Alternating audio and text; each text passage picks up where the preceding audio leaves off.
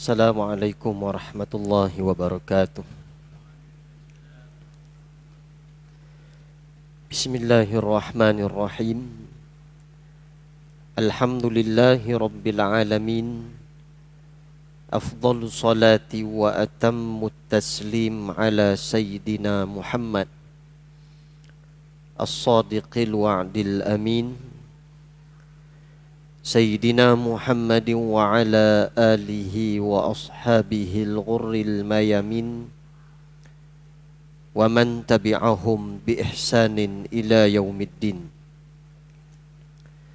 Ashhadu an la ilaha illallah wahdahu la syarikalah wa ashhadu anna sayyidana wa nabiyyana Muhammadan abduhu wa rasuluh wa safiyuhu wa khaliluh. Ballaghar risalah wa addal amanah wa nasahal ummah wa jahada fillahi haqqa jihadih hatta atahul yaqin wa ala alihi wa sahbihi ajma'in, amma ba'd. Qaulullahi subhanahu wa ta'ala fi suratil Baqarah. Bismillahirrahmanirrahim. ولا تلبسوا الحق بالباطل وتكتموا الحق وأنتم تعلمون. Allah berfirman di dalam surah Al-Baqarah pada ayat yang ke-42 yang bermaksud, dan janganlah kamu mencampur adukkan yang benar itu dengan yang salah, dan kamu menyembunyikan yang benar itu padahal pula kamu mengetahui kesemuanya. Surah Al-Baqarah ayat yang ke-42. Faqala an-nabiy sallallahu alaihi wasallam bihadits an Sayyidina Umar bin al-Khattab radhiyallahu an. Anin Nabi sallallahu alaihi wasallam qala: Ala ukhbirukum bi khiyari umaraikum wa shirarihim khiyaruhum alladhi tuhibbunahum wa yuhibbunakum wa tad'una lahum wa yad'una lakum wa shiraru umaraikum alladhi tubghidunahum wa yubghidunakum wa tal'anunahum wa yal'anunakum. Diriwayatkan daripada Imam At-Tirmizi daripada Sayyidina Umar ibn al-Khattab radhiyallahu an, daripada Nabi sallallahu alaihi wasallam sabdanya, maukah aku khabarkan kepada kamu siapa sebaik-baik pemimpin kamu dan siapa sejahat-jahat mereka itu? Sebaik-baik pemimpin itu, kata Nabi SAW, mereka itu kasih kepada kamu dan kamu kasih kepada mereka itu, dan mendoakan mereka itu bagi kamu dan kamu mendoakan mereka itu. Dan sejahat-jahat pemimpin kamu ialah kamu semua marah akan mereka itu dan marah mereka itu akan kamu, dan kamu semua melaknat mereka itu dan mereka itu melaknat akan kamu. Hadis riwayat Imam At-Tirmizi, hadisun hasan. Sadaqallahul azim wa sadaqar rasulul karim. Muslimin, muslimat yang dimuliakan oleh Allah Subhanahu wa taala, bersyukur kita kepada Allah di kesempatan waktu yang diizinkan oleh Allah dapat sama-sama kita meluangkan sedikit masa pada malam ini dengan kita mengambil beberapa pengajaran daripada Al-Quran dan hadis-hadis Nabi sallallahu alaihi wasallam. Mudah-mudahan Allah Subhanahu wa taala menjadikan kita golongan manusia sebaik-baik manusia. Tuan-tuan muslimin muslimat yang dimuliakan oleh Allah Subhanahu wa taala, malam ini saya nak kongsikan sebuah hadis Nabi sallallahu alaihi wasallam yang diriwayatkan oleh Imam At-Tirmizi tentang siapakah sebaik-baik pemimpin di kalangan kamu dan siapakah sejahat-jahat pemimpin di kalangan kamu. Kenapa saya bawa hadis ni? Inilah perkara yang dirisaukan oleh Nabi sallallahu alaihi wasallam. Iaitu apabila umatnya berdepan dengan kesenangan dunia. Kalaulah umat Nabi Muhammad ini fakir atau miskin, Nabi tak kisah sangat. Tapi bila umatnya senang, yang ni Nabi takut. Sebab salah satu sifat orang senang ni, dia lupa kepada Allah. Itu hakikat dia. Orang susah dia tak ada masalah. Sebab dia tak banyak harta untuk diperhitungkan. Dia tak banyak benda yang dia nak fikirkan. Kerana dia tidak memiliki harta. Sebab tu dalam satu hadis Nabi SAW pada malam Isra' dan Mi'raj, Nabi naik ke langit, Allah tunjukkan siapa penghuni syurga dan siapa penghuni neraka. Maka Nabi sebut, tatkala Nabi balik daripada Isra' dan Mi'raj, Nabi cerita dekat pengikut-pengikutnya, sesungguhnya aku melihat di dalam syurga kebanyakan penghuninya itu adalah fuqara, orang miskin. Dan aku melihat kebanyakan penghuni neraka itu adalah golongan wanita. Maknanya tentang miskin Nabi tak risau, sebab penghuni syurga ni ramai orang miskin.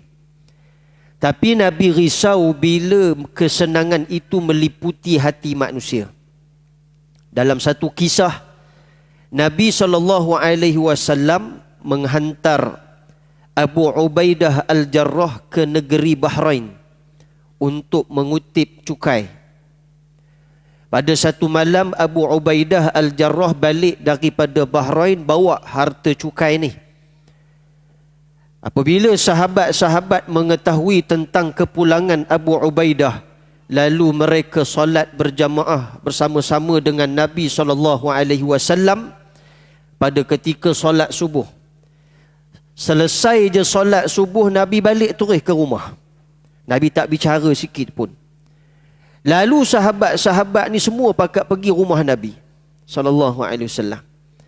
Sehinggalah Nabi keluar daripada rumahnya, Nabi tanya kepada sahabat-sahabat, barangkali kalian mendengar kedatangan atau kepulangan Abu Ubaidah Al-Jarrah daripada negeri Bahrain?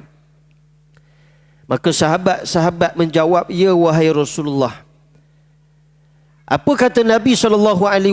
Bolehlah kalian ambil bahagian masing-masing harta cukai yang nak dibedakkan kepada masyarakat penghuni Madinah. Tetapi apa kata Nabi SAW? Aku tidak khawatir tentang kemiskinan, kefakiran kamu. Sebaliknya aku khawatir apabila kamu semua berdepan dengan kesenangan. Kerana kesenangan itu akan membawa kebinasaan kepada kamu, seperti mana dia telah membinasakan umat-umat yang terdahulu. Tuan-tuan muslimin muslimat yang dimuliakan oleh Allah Subhanahu wa taala. Allah Subhanahu wa taala jadikan kita hidup di dalam dunia. Allah letakkan perhiasan kenikmatan dunia. Sebab tu dalam beberapa ayat di dalam Al-Quran Allah sebut, al-malu wal banuna zinatul hayatid dunya. Harta dan anak pinak itu adalah perhiasan dunia. Disebut dalam ayat yang lain, zuyyina lin-nasi hubbus syahwati minan nisa wal banina wal qanatiril muqantarah minaz zahabi wal fiddah.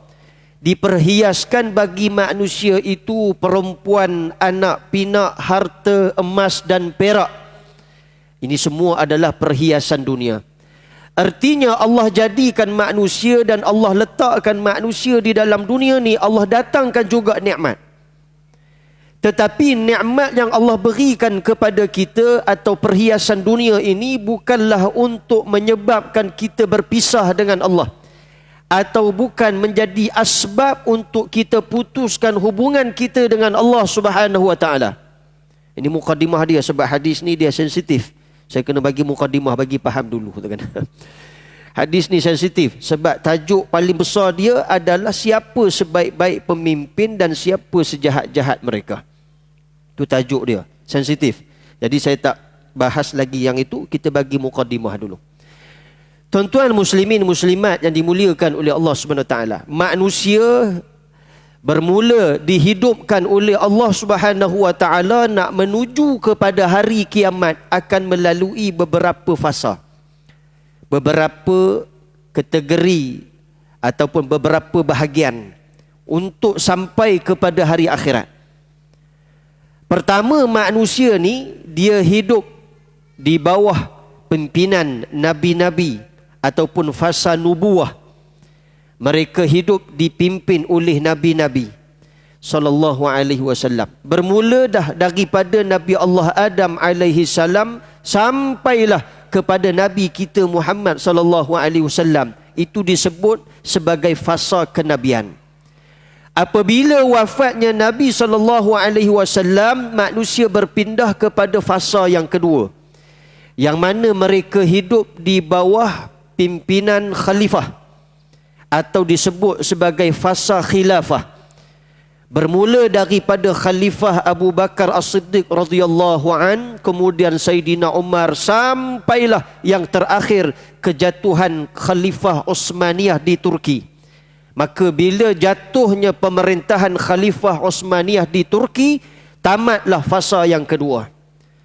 Kemudian masuklah fasa yang ketiga, manusia akan hidup di bawah pemimpin-pemimpin yang dipilih oleh mereka sendiri.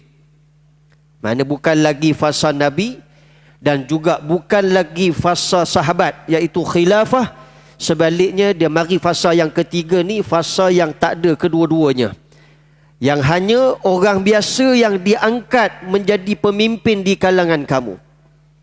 Kemudian selepas ini kita akan berpindah kembali kepada fasa khilafah apabila munculnya Imam Mahdi.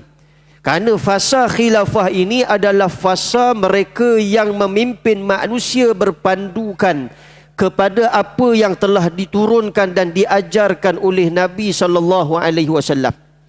Tuan-tuan muslimin muslimat yang dimuliakan oleh Allah Subhanahu Wa Taala, saya balik dulu ke dalam dunia. Dunia yang dipenuhi dengan perhiasan-perhiasan dunia ni, Allah Subhanahu Wa Taala jadikan nikmat itu bukanlah suruh manusia ni jauh dengan Allah. Sebab pangkat pemimpin itu adalah satu daripada perhiasan dunia. Dia nak sebut, lepas tu saya kaitkan dulu dengan dunia.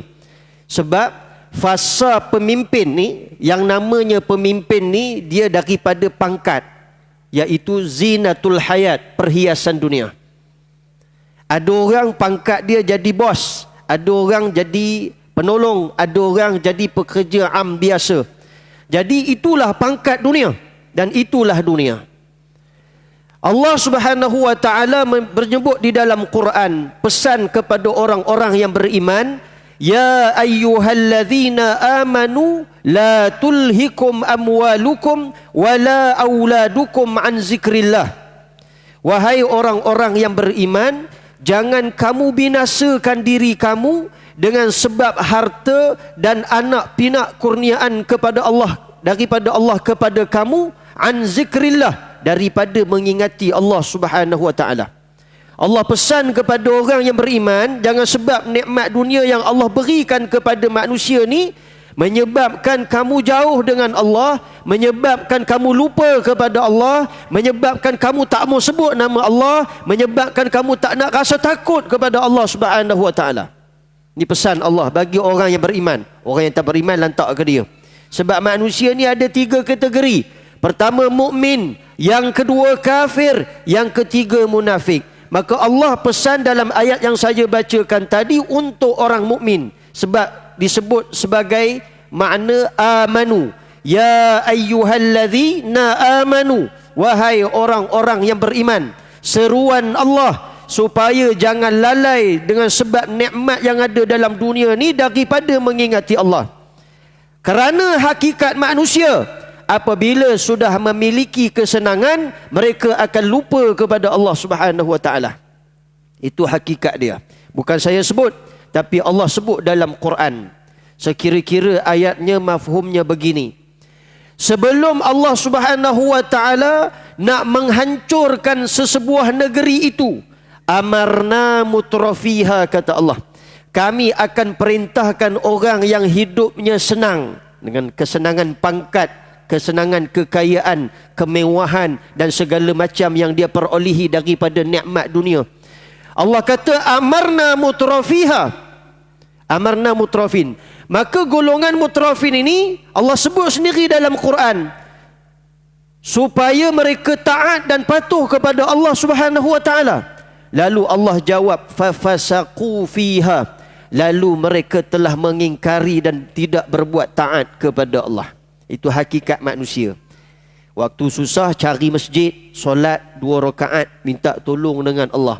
Sebab tak fikir banyak, sebab susah kan. Tapi bila senang, masjid pun tak nampak, pintu masjid lagi tak nampak kan. Masalah juga bila senang ni kan. Susah tak apa, tapi bila senang. Sebab tu orang susah ni dia duduk dalam syurga. Sebab dia tak fikir banyak. Nak tengok bola, TV tak ada kan.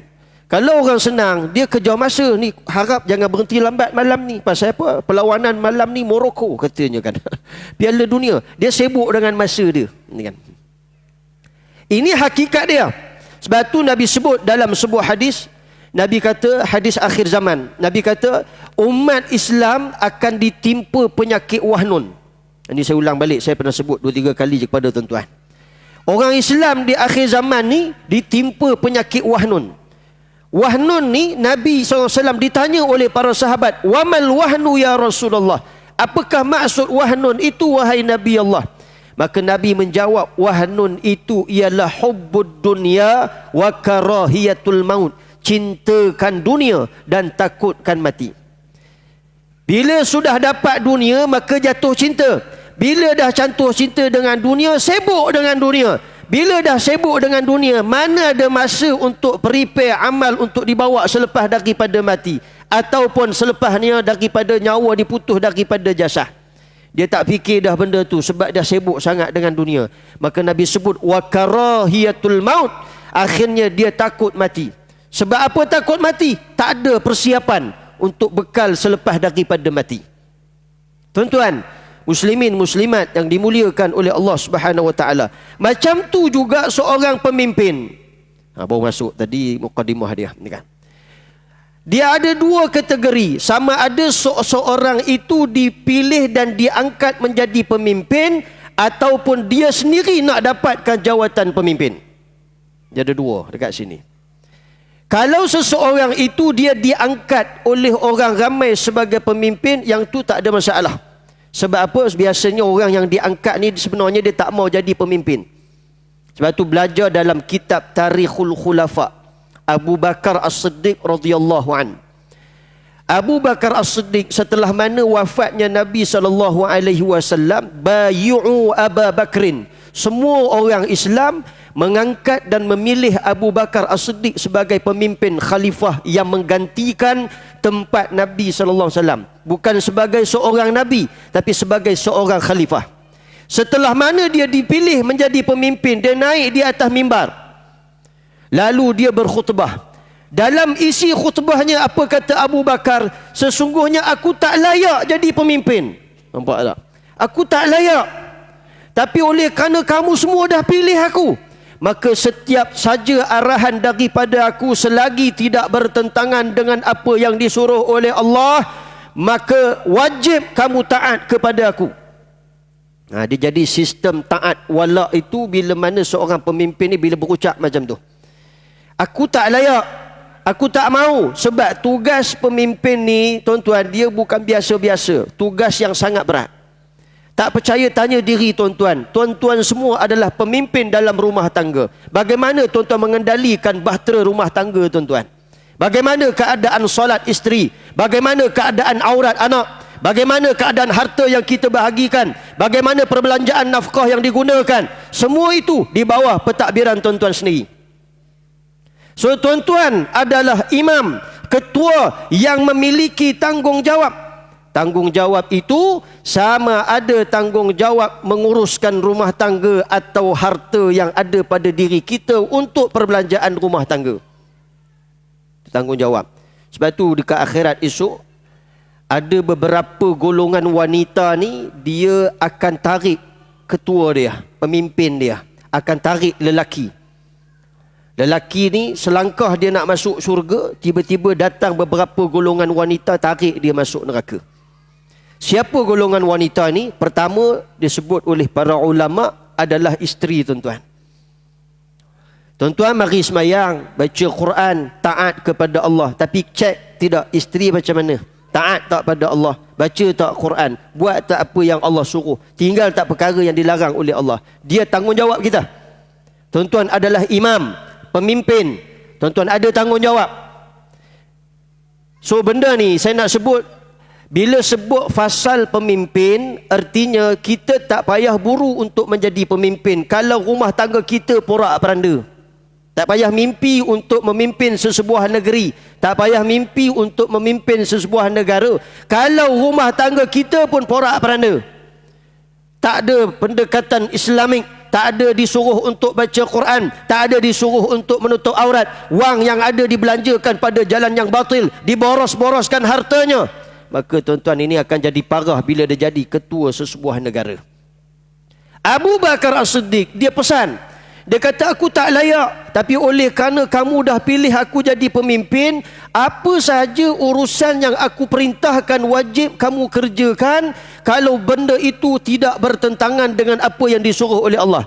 Fa idza asaitullaha wa rasulah, kata Abu Bakar As-Siddiq, kalau sekiranya dia sudah masuk kepada bertentangan dengan apa yang disuruh oleh Allah, aku suruh buat benda hak tak baik, aku suruh buat jahat, aku suruh buat maksiat, maka kata Abu Bakar, fala ta'ata li alaikum, jangan kamu taat kepada aku, tidak ada ketaatan itu ke atas aku, jangan taat, dia kata. Ini bagus seorang pemimpin. Tuan-tuan muslimin, muslimat yang dimuliakan oleh Allah, itu kalau orang ini naik, diangkat oleh majoriti orang Islam. Tapi kalau dia pergi untuk mendapatkan jawatan itu, artinya dia pergi untuk mendapatkan dunia.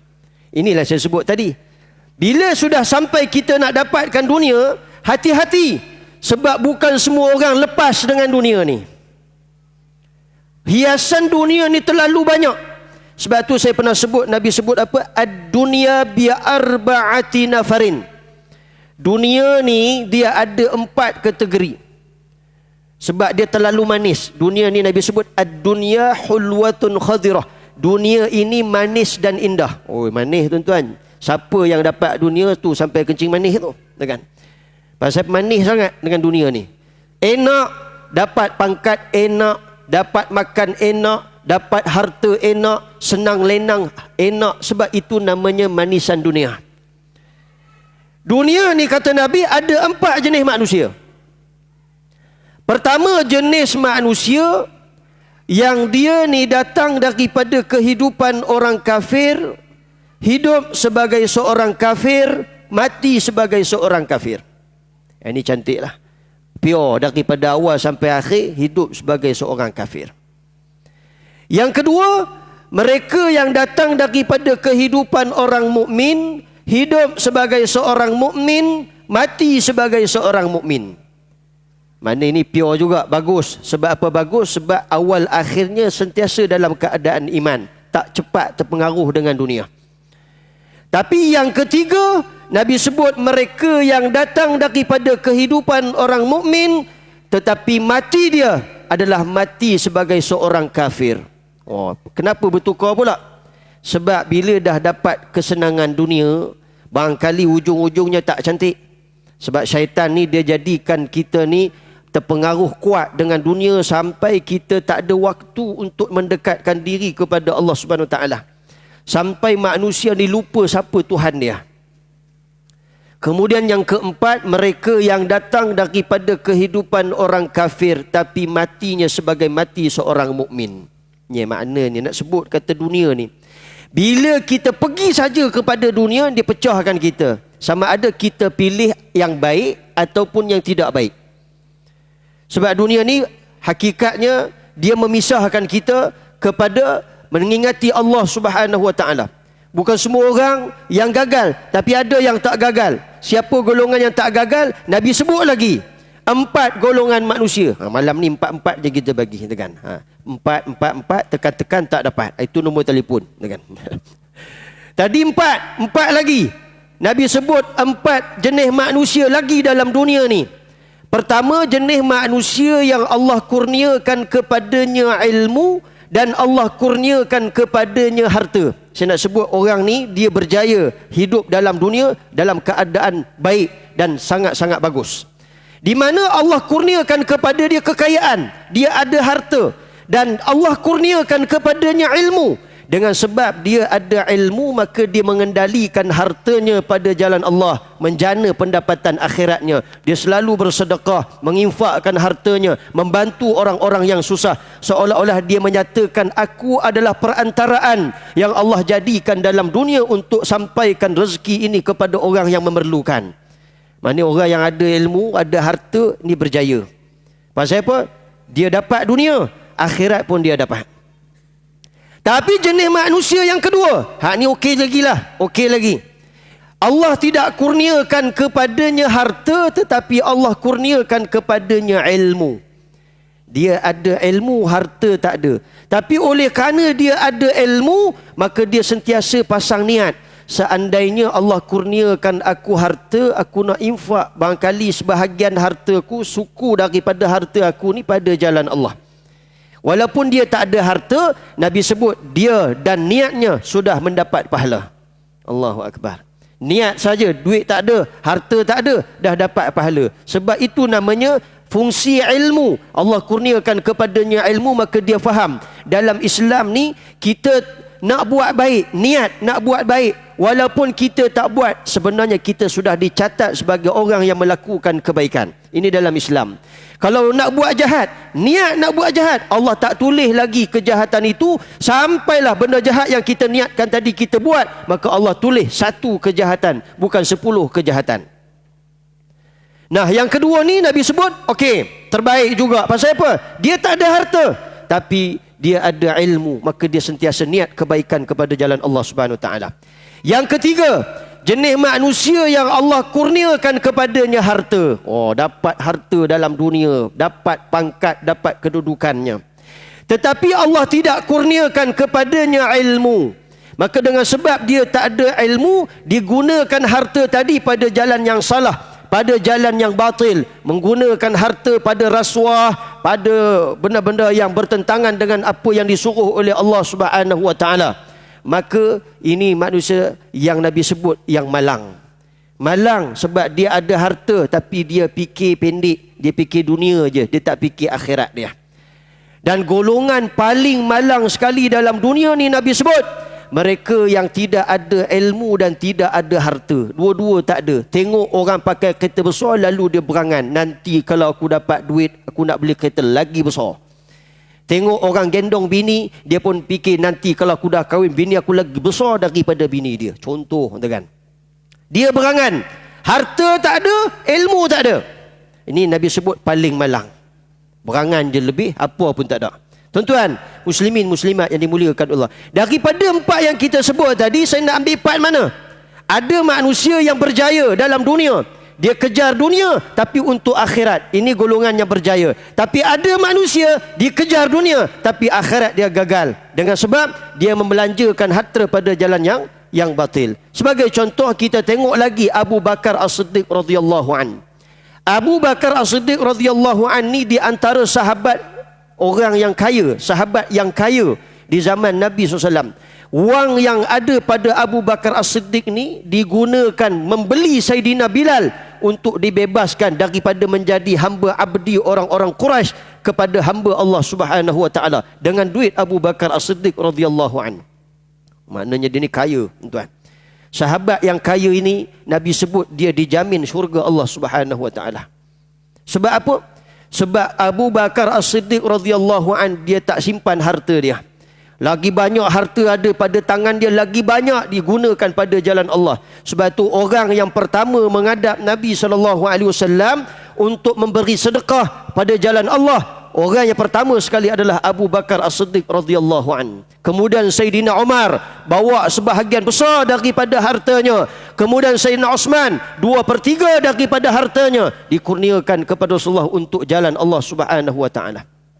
Tuan-tuan, muslimin muslimat yang dimuliakan oleh Allah, maka kita baru masuk hadis dia. Tadi mukaddimah nak bagi faham, bila sebut tentang pemimpin, dia dua, sama ada kita yang cari atau kita yang dipilih. Kalau kita yang dipilih, dia tak jadi masalah sebab dia tahu tanggungjawab. Tapi kalau yang pergi ambil jawatan itu yang lagi bahaya. Sebab tu dalam satu hadis yang lain, Nabi sebut tiada rahmat Allah bagi mereka yang memburu jawatan pemimpin. Tak ada pertolongan Allah. Yang ni kita cukup takut, tuan-tuan. Baik muslimin muslimat yang dimuliakan Allah. Saya masuk hadis, nanti orang kata saya ni berpolitik. Saya tak berpolitik, kita baca hadis. Sebab kalau tak dibaca tak tahu. Kena baca baru tahu, tuan-tuan. Muslimin muslimat yang dimuliakan oleh Allah. Hadis daripada Sayyidina Umar Al-Khattab radhiyallahu an, daripada Nabi SAW. Nabi sebut, maukah kalian aku khabarkan siapa sebaik-baik pemimpin di kalangan kamu dan siapa sejahat-jahat pemimpin di kalangan kamu? Yang pertama Nabi sebut, sebaik-baik pemimpin di kalangan kamu iaitu mereka kasih akan kamu dan kamu kasih akan mereka itu. Dan mereka itu mendoakan bagi kamu dan kamu mendoakan bagi mereka itu. Allahu Akbar. Nak tahu pemimpin yang baik ni macam mana, tuan-tuan? Dia ni suka kepada rakyat jelatanya dan rakyat jelatanya suka kepada dia. Kasih sayang. Ni namanya kasih sayang, bukan suka-suka nak, orang kata nak ambil saja, suka-suka nak dapatkan pangkat atau nak pergi bodek. Yang tu tak ada, yang tu salah. Salah sebab ada orang dia suka. Suka apa? Sebab kalau dia aku dapat jawatan. Tuan-tuan, yang ni suka tak boleh. Sebab tu dalam Islam dia ada hukum dia. Hukum dia apa? Bila seseorang itu suka kepada pemimpin itu dengan dua sebab. Sebab yang pertama disebut hukumnya, apabila seseorang itu pergi duduk di dalam majlis pemimpin-pemimpin, suka dia untuk memperbetulkan pada jalan Allah Subhanahu wa taala, untuk memimpin ataupun memberi nasihat kepada pemimpin itu pada jalan Allah, hukumnya adalah harus. Yang ni suka bukan bodek lah. Suka sebab dia harapkan supaya pemimpin ni sentiasa berada di atas jalan Allah Subhanahu wa taala. Tapi yang kedua, jika kita pergi kepada seseorang pemimpin itu untuk membodek jawatan, membodek pangkat, maka hukumnya adalah haram pada syarak. Tak boleh. Kita bawa hukum malam ni, tuan-tuan. Selalu Sahibul Samahah Mufti bagi tahu hukum halal haram, kan? Jadi malam ni kita bagi hukum. Kalau seseorang itu suka kepada pemimpin untuk memperbetulkan ataupun nak datangkan kebaikan kepadanya, itu baik. Tapi kalau semata-mata untuk dapatkan dunia, hukumnya adalah haram pada syarak. Jelas? Makna Nabi sebut, siapa sebaik-baik pemimpin di kalangan kamu? Iaitu mereka yang senantiasa mengharapkan kasih sayang, berkasih sayang kepada kamu dan kamu berkasih sayang kepada mereka. Mereka mendoakan kamu, kamu mendoakan mereka. Dia sentiasa doakan untuk kita, ya Allah sejahterakan rakyatku. Rakyat dia mendoakan kepada Allah, ya Allah sejahteralah pemimpin kami ni, ya Allah. Maksudnya saling mendoakan di antara satu sama lain adalah sebaik-baik pemimpin. Sebab tu ulama sebut, siapa ataupun disebut bagaimana kita nak mengenali siapa sebaik-baik pemimpin dan siapa sejahat-jahatnya. Dihuraikan lagi dengan makna siapa sebaik-baik pemimpin itu. Sebaik-baik pemimpin itu, kata ulama, mereka yang rakyat jelatanya mengharapkan kebaikan daripadanya. Harap sangat dia ni, maknanya harap kebaikan dia. Mudah-mudahan dia bantu, mudah-mudahan dia lepaskan orang yang dalam keadaan susah, membantu memberi makan kepada fakir miskin yang dalam keadaan susah. Maksudnya kebaikan dia diharapkan oleh rakyat jelata, maka ini namanya sebaik-baik pemimpin. Yang pertama. Yang kedua, ulama sebut sebaik-baik pemimpin itu mereka yang melepaskan orang yang kena zalim. Dia membebaskan orang yang kena zalim Ini namanya sebaik-baik pemimpin. Sebab kita tahu dah, zalim ni ada orang yang dizalimi, ada orang yang berbuat zalim. Yang baiknya adalah orang yang dizalimi. Sebab tu Nabi sebut da'watul mazlum mustajab. Doa orang-orang yang dizalimi tiada hijab di sisi Allah, bahkan mustajab, diterima oleh Allah Subhanahu wa taala. Tiba-tiba naik satu orang pemimpin, lalu dia membebaskan orang yang kena zalim, maka itulah sebaik-baik pemimpin di kalangan kamu, kata para ulama bersumberkan kepada hadis Nabi sallallahu alaihi wasallam. Yang ketiga, sebaik-baik pemimpin itu ialah menyuruh orang berbuat baik dan menegah orang berbuat perkara-perkara yang mungkar. Ini namanya sebaik-baik pemimpin. Sebab tu kita sebagai seorang Islam, kita wajib taat kepada pemimpin. Di kalangan orang Islam diangkat menjadi pemimpin, wajib kita taat. Wajib ni macam mana Ustaz? Dia ada batas. Wajib ni ada batas. Bukan semua benda wajib. Nanti sekarang pasal kita ni semua benda jadi wajib. Makanan pun sampai jadi pulut wajib, kan? Pasal nak makan punya pasal. Tuan-tuan, wajib ni dia ada batas. Nabi sebut, apabila seseorang pemimpin itu menyuruh kamu berbuat perkara yang disuruh oleh Allah Subhanahu wa taala, wajib taat. Wajib taat. Dia suruh kamu pergi sembahyang, wajib pergi sembahyang, kena taat. Dia suruh kamu buat benda baik, wajib kamu taat. Tetapi Nabi sebut fa iza umira bi ma'siyatin, sekiranya dia perintahkan kamu untuk berbuat perkara yang dilarang oleh Allah Subhanahu wa taala, maka Nabi sebut fala sam'a wala ta'ah, jangan dengar dan jangan taat. Faham dulu. Hadis ni Nabi tak sebut jangan gulingkan, Nabi tak sebut jangan bunuh. Nabi kata fala sam'a wala ta'ah, dua aja, jangan dengar dan jangan taat. Maksudnya apa? Maksudnya bila dia suruh kita buat jahat, adakah kita wajib taat? Tak wajib. Dia suruh tuan-tuan bunuh orang, dia suruh tuan-tuan minum arak, dia suruh tuan-tuan main judi. Ini dah tak betul ni. Nak ikut ke tak mau? Ustaz, demi jiwa dan raga saya sanggup ikut. Itu salah namanya. Kita dengan ibu bapa kita pun ada batas, tuan-tuan. Ibu bapa kita ni, kita tak boleh menderhakai mereka. Apa saja yang disuruh oleh mereka wajib taat, apa saja mereka suruh tinggalkan wajib ditinggalkan. Wajib. Sebab apa? Sebab kita nak jadi anak yang soleh, bukan anak yang derhaka. Tapi tiba-tiba si ibu atau bapa tadi suruh kita buat jahat, maka dekat situ Nabi kata fala sam'a wala ta'ah. Tak boleh si anak pergi bunuh orang kalau bapa suruh bunuh orang. Tak boleh. Benda salah. Begitu juga kalau bapa suruh bakar rumah orang, tak boleh pergi bakar rumah orang. Maka dekat situlah Nabi sebut jangan dengar, jangan taat. Tak ada pun Nabi kata jangan selepas kamu tak dengar, kamu tak taat, kamu terajang dia. Tak ada. Kan? Sebab hari ni macam tu perangai dia, kan? Bila dah sampai satu tahap tak kena, dia sepak je mak ayah dia. Itu baru nama derhaka, tuan-tuan. Baik, muslimin muslimat yang dimuliakan oleh Allah Subhanahu wa taala. Dan ulama sebut lagi, sebaik-baik pemimpin itu tidak berat sebelah kepada orang yang dikasihinya sahaja dalam menjalankan tanggungjawabnya. Dia tak berat sebelah. Dia sangat udul, sangat memberi keadilan kepada semua. Ini maknanya apa? Maknanya ini sebaik-baik pemimpin. Dia tak berat sebelah. Dan yang terakhir ulama sebut, tidak makan hak orang lain ataupun tidak memakan hak rakyat jelatanya. Ini sebaik-baik pemimpin. Baik, siapa pula sejahat-jahat pemimpin? Nabi sebut, wasyirarukum, sejahat-jahat pemimpin itu ialah sekalian kamu marah akan mereka itu dan marah mereka itu akan kamu. Oh, dia cari pasal, kan? Dia cari pasal, kita cari pasal, kita tak suka, dia tak suka. Kemudian Nabi sebut watal'anunahum wa yal'anunakum, mereka melaknat kamu, kamu melaknat mereka.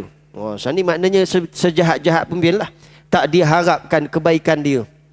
Bahkan maki hamun sama-sama orang, sama rakyat jelata dia.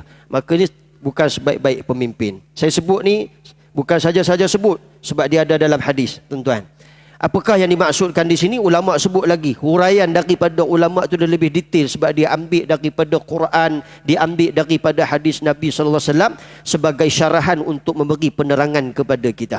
Ulama sebut, sejahat-jahat pemimpin itu Yang pertama, tidak diharapkan kebaikan dan kebajikannya. Tak diharap pun kalau dia ni buat baik. Pasal apa? Dia ni buat baik penuh dengan muslihat.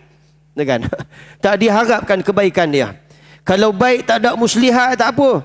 Dia kalau buat baik ada muslihat, nak ditekan rakyat jelatanya, yang ni bukan sebaik-baik pemimpin. Yang kedua, tidak diamankan kejahatannya apabila dia berlaku zalim. Kita bagi laluan zalim insya-Allah.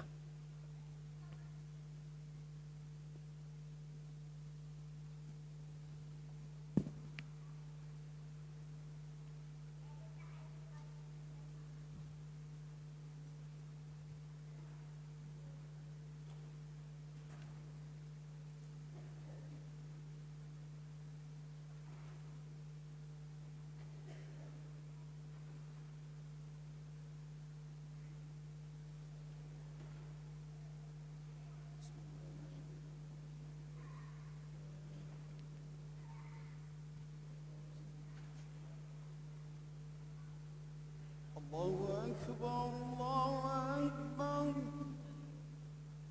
الله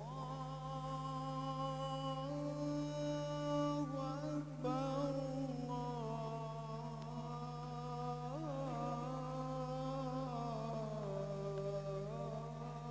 الله أكبر أشهد أن لا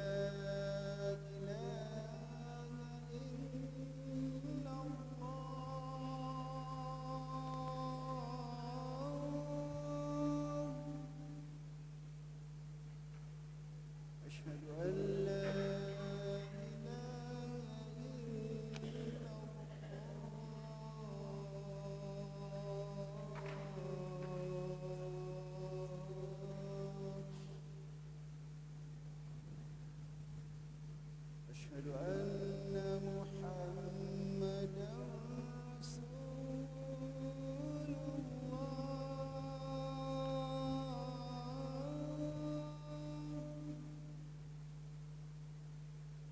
أشهد أن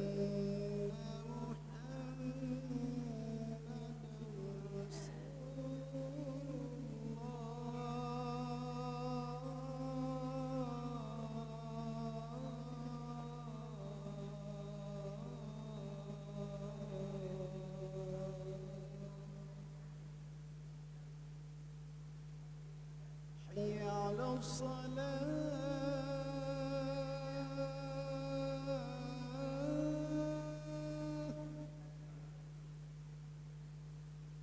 حي على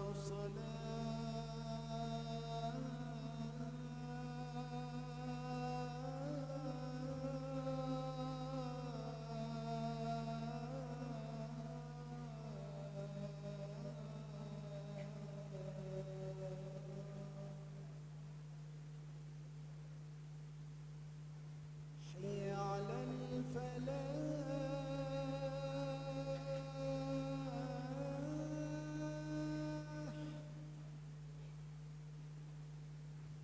حي على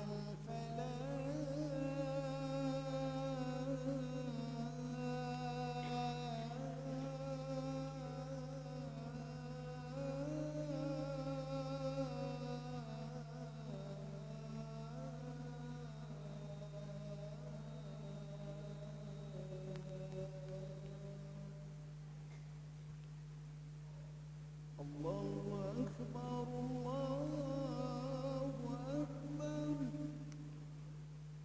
لا إله إلا الله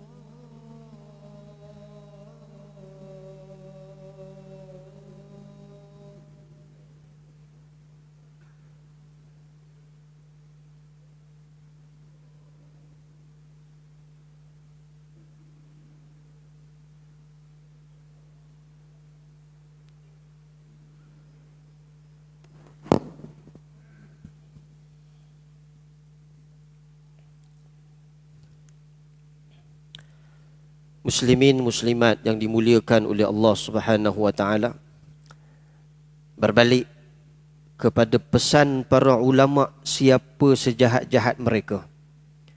Saya meneliti apa yang saya bacakan tadi ni, rupa-rupanya dia adalah daripada hadis Nabi SAW yang diriwayatkan oleh Imam At-Tirmizi. Hadis ni hadis hasan lagi sahih.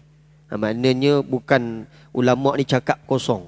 Dia ambil sandaran dia sama ada melalui Al-Quran ataupun hadis-hadis Nabi SAW. Baik, siapa sejahat-jahat pemimpin di kalangan kamu? Ulama sebut yang keduanya, tidak diamankan kejahatannya apabila dia berlaku zalim. Maknanya tak boleh nak tenteramkan dia. Bila dia buat jahat, tak boleh halang dia. Tak boleh nak diamankan dia.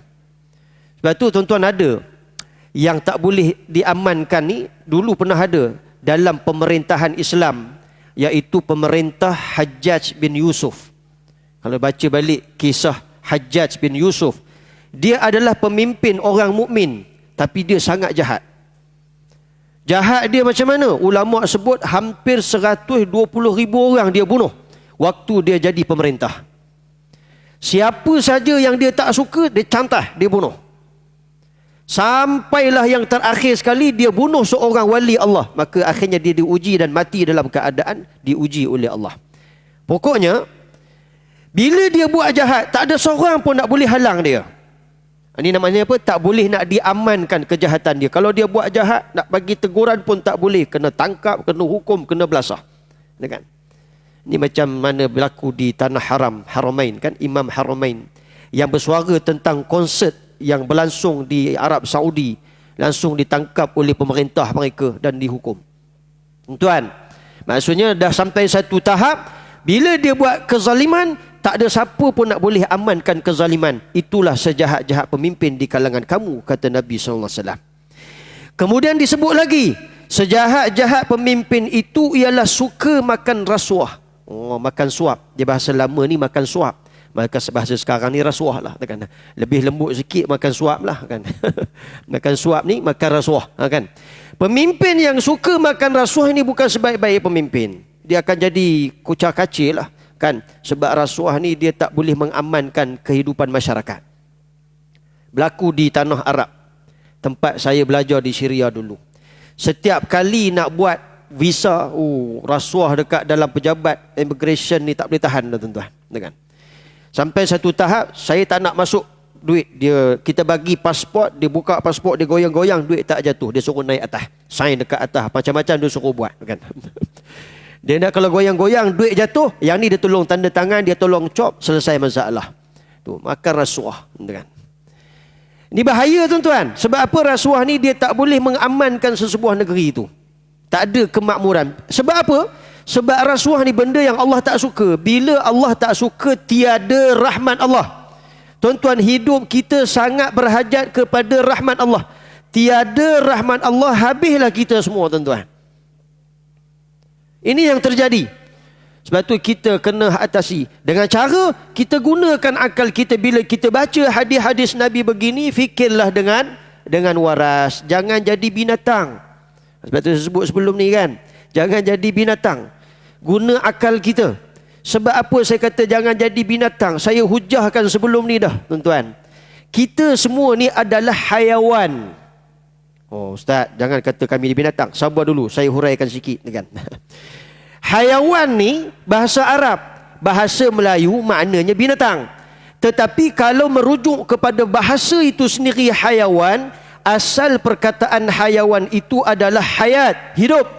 Dengan membawa maksud sesuatu yang hidup di atas muka bumi Allah, termasuklah binatang, termasuklah manusia. So kita semua adalah hayawan, sesuatu yang hidup. Cuma apa bezanya manusia dengan binatang? Hayawan yang namanya manusia dengan hayawan yang namanya binatang ada beza. Bezanya adalah akal. Tu beza dia. Otak manusia ada otak, binatang pun ada otak. Mata manusia ada mata, binatang pun ada mata. Habis apa yang membezakan kita dengan binatang? Akal. Kalau tak guna akal, lebih baik jadi binatang. Itu maksud dia. Dalilnya mana Ustaz? Allah sebut dalam surah Al-A'raf. Saya dah sebut sebelum ni kan. Ayat 179. Tak silap saya boleh rujuk tengok. Kalau betul, Alhamdulillah. Kalau tak betul, tolong betulkan. Tapi Pada nombor je lari. Ayat dia betul, ayat dia tak salah. Sebab saya hafal Quran, tuan-tuan. Apa kata Allah? Walaqad zara'na li jahannama katsiran minal jinni wal ins. Sesungguhnya kata Allah, bahan api neraka itu adalah di kalangan jin dan manusia. Bahan api neraka. So kita semua bahan api neraka ke Ustaz? Nanti dulu, ayat tak habis lagi ni, kan? Siapakah manusia yang menjadi bahan api neraka? Lahum qulubun la yafqahuna biha. Kata Allah, manusia yang ada hati tapi hatinya keras. Dalam kebenaran dia tak boleh terima, tapi kalau kebatilan dibukakan hatinya. Ni manusia macam binatang lah, kata orang. Ataupun mereka yang Allah sebut walahum a'yunun la yubsiruna biha. Dia ada mata, tapi mata dia kalau kebenaran dipejamkan matanya, tapi kalau kebatilan dicelikkan matanya. Ini jadi bahan api neraka. Walahum adhanun la yasma'una biha. Kata Allah, manusia yang ada telinga, tapi telinga dia kalau bab kebenaran dipekakkan telinganya, kalau bab kejahatan dibukakan telinganya, dengar semuanya, sehalus-halus dia nak dengar.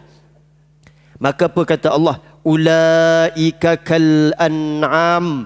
Mereka itu yang ada hati keras, yang ada mata tak boleh melihat kebenaran, yang ada telinga tutup kebenarannya. Kal an'am, seperti binatang ternakan. Oh, padu Allah bagi, bukan saya bagi, tuan-tuan. Tak guna akal, macam binatang. Mujurlah Allah sebut al-an'am, binatang ternakan. Sebab apa? Sebab saya dah sebut dah sebelum ni. Binatang ternakan ni dia reti sikit daripada binatang yang bukan ternakan.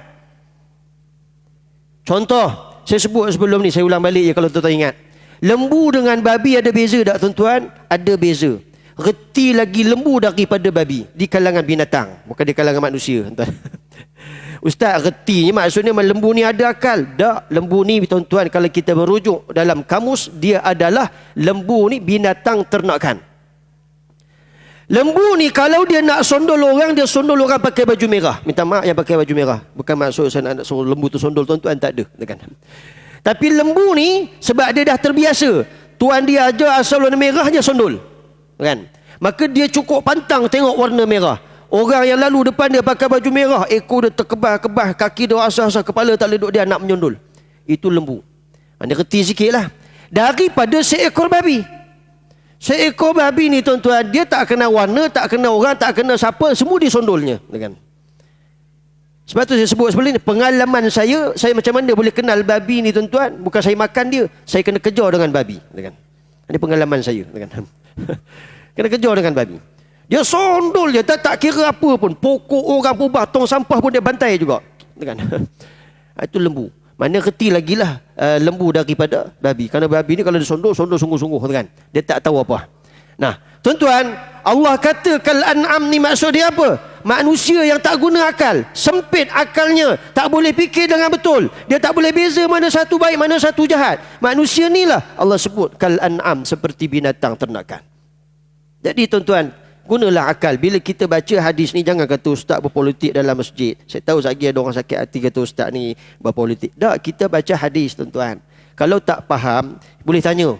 Bukan pergi buat mengacum. Kata orang Kedah mengacum, kan? Mengacum ni benda adu domba, tak baik, tuan-tuan. Sebab apa? Kadang-kadang yang diadukannya tu benda yang salah, kan? Akhirnya masalah makin besar dan makin bertambah-tambah parah. Tuan-tuan, balik kepada hadis Nabi SAW. Siapa sejahat-jahat pemimpin? Mereka yang suka makan suap atau makan rasuah. Dan disebut oleh para ulama, mereka yang suka mementingkan kroni dan berat sebelah dalam menjalankan tanggungjawabnya. Allahu Akbar, dia berat sebelah. Dia tak bagi orang lain dah. Dia kroni, geng-geng aku je semua. Habis, tuan-tuan. Jangan, itu tidak adil namanya. Sebab pemimpin ni tanggungjawab dia besar. Tanggungjawab, tuan-tuan, sebagai pemimpin ni besar. Jangan main. Apa saja yang berlaku dalam rumah tangga, tuan-tuan, semua di bahu tuan-tuan akan dipersoalkan di hadapan Allah satu persatu. Jangan main. Itu baru rumah tangga kecil. Rumah banglo besar mana je, berapa ekar je tanah. Kalau sebuah negara, lebih bereka-reka tanah, tuan-tuan. Macam mana nak tanggung tu? Sebab tu Nabi sebut kullu mas'ulin an ra'iyati. Dia yang mas'ul, dia yang jadi ketua ni, dia ditanggung atas batang lehernya. Semua yang berlaku, apa saja. Kalau judi ada, engkau tanggung. Kalau arak ada, engkau tanggung. Nak ke tak nak? Ada orang kita sekarang ni, nak lah ustaz, gaji besar. Dia kira gaji juga tu kan. Patut dia gaji kepala tu kan. Ini bukan soal gaji, ini soal tanggungjawab. Tu kena faham. Tuan-tuan jadi rumah tangga, fikir duit ke fikir rumah tangga? Ustaz, kalau tak ada duit, tak ada lah rumah tangga. Macam tu pula kita, tuan-tuan. Maksudnya kita dah hanyutlah dengan dunia ni. Ada je orang tak ada duit boleh diri rumah tangga. Saya dulu waktu belajar, nikah waktu belajar, tak ada kerja, tuan-tuan. Duit mak bapak bagi itulah yang ada, tu kan. Lebihnya bergantung kepada sedekah orang Arab di tanah Syria. Sebab saya kahwin waktu belajar kan. Tak bekerja, tuan. Balik akaun bank pun tak ada. Kan. Akaun bank pun tak ada. Senang cerita, bank ada, akaun tak ada. Kan. Itu masalah dia. Tak ada apa pun, tuan-tuan. Jadi kita susah. Nak ceritanya boleh je kahwin pun, tak ada duit pun boleh kahwin. Pokoknya bukan itu yang dipandang, harus dipandang tanggungjawabnya. Tuan-tuan muslimin muslimat yang dimuliakan oleh Allah. Dan disebut yang terakhir, siapa sejahat-jahat pemimpin di kalangan kamu, iaitu mereka yang memakan hak rakyat jelatanya dengan tipu daya. Allahu akbar wa a'yazubillah. Benda orang jangan duk ambil, tuan-tuan. Dalam Islam ni selipar pun tak boleh curi, kan? Keluar masjid sekarang, kalau hilang selipar, baliklah kaki ayam. Jangan curi selipar ustaz, katanya kan. Sebab saya sebut ni pengalaman saya. Keluar daripada masjid habis kuliah, selipar hilang, kan? Mujurlah Tok Bilal tu, dia kata ada terompah, ustaz pinjam dulu kat tandas tu, nanti ustaz pulang balik. Balik pakai terompah, tuan-tuan. Selagi bukan hak milik kita, kita tak boleh ambil. Itu hakikat dia. Ini kan pula hak orang ramai. Tanggungjawab dan amanah itu besar. Maka sebab itulah Nabi sebut kita jangan jadi sejahat-jahat pemimpin. Jadilah sebaik-baik pemimpin. Muslimin muslimat yang dimuliakan oleh Allah SWT. Tengok jam, seram juga ni. Kita ambil kesimpulan daripada hadis Nabi SAW malam ni yang kita baca. Pertama, ingat, pangkat dan kedudukan termasuklah pangkat pemimpin itu adalah perhiasan dunia. Hati-hati, perhiasan dunia ni kadang dia memerangkap manusia hingga kita lupa kepada Allah Subhanahu Wa Taala. Kadang dia membawa manusia lebih dekat kepada Allah, seperti contoh para sahabat tabi'in dan ulama-ulama muktabar yang lain. Seperti sultan-sultan yang muktabar, mereka sangat dekat dengan Allah walaupun sebagai seorang pemimpin. Kemudian yang kedua kesimpulannya, kita sebagai manusia haruslah memilih jalan yang baik. Jalan baik itulah tempat yang paling selamat. Apa pun kalau tuan-tuan nak, jangan pilih jalan yang jahat. Sebab apa?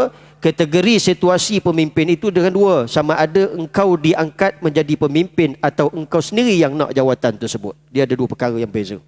Sebab tu kita jadilah manusia yang boleh berfikir dengan waras dan kita mampu menilai mana satu perkara yang baik, mana satu perkara yang tak baik. Tadi saya sebut satu tadi tu, tujuan apa? Supaya kita kenal mana satu yang baik, mana satu yang tak baik. Bukan suruh tuan-tuan protes. Jangan salah faham. Ni mengaji agama ni tujuannya untuk kita buka, tahu yang ni betul, yang ni tak betul. Jangan luruh bendui. Sama luruh bendui. Luruh bendui ni orang kata AA, orang kata BB, orang kata CC. Orang makan kepala babi, dia pun makan kepala babi. Pasal apa? Sebab luruh bendui. Gunalah akal, fikirlah dengan waras. Allah bagi akal. Allah sebut dalam Quran, afala ta'qilun. Tak guna akal ke? Afala tatafakkarun, tak boleh fikir ke?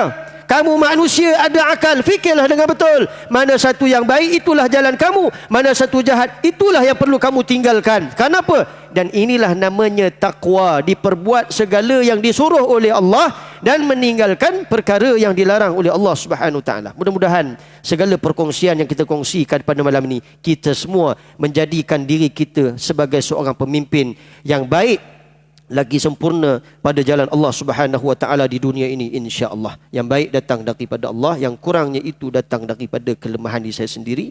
Mohon ampun dan maaf kiranya saya terkasar bahasa, tersilap kata, minta maaf.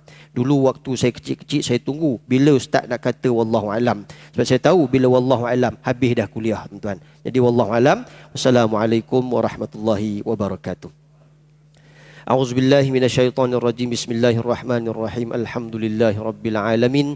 Wassalatu wassalamu ala Rasulillahil amin wa ala alihi wa sahbihi ajma'in. Allahumma aghnina bil ilmi wa zayyinna bil hilmi wa akrimna bit taqwa wa jammilna bil afiyah. Wa sallallahu ala sayyidina Muhammadin wa ala alihi wa sahbihi wa sallam. Walhamdulillahi rabbil alamin.